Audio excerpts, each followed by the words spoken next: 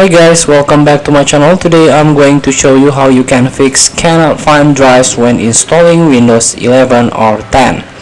So here, for example, thank you for ASUS.com support. This article provide troubleshooting guide how to solve the issue is of not being able to find a disk drive. And here, for example, like this, where do you want to install Windows? There is no drive here. So here, the first method, you can manually install Intel Rapid Storage Technology IRST driver. So you can download it from the ASUS itself.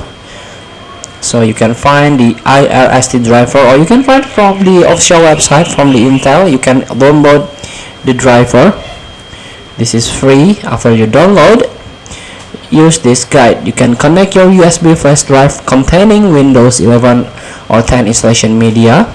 So you have to create image first with a USB flash drive and put and extract the IRST driver.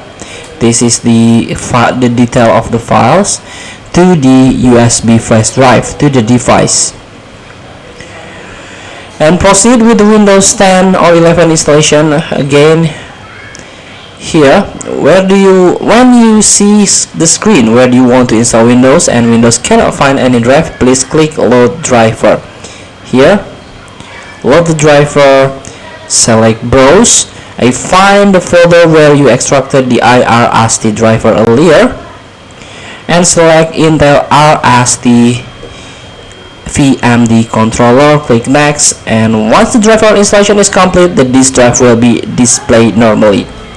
Feel free to try. Thank you for watching. Don't forget to comment, like, and subscribe, and also click the button below. See you in the next video.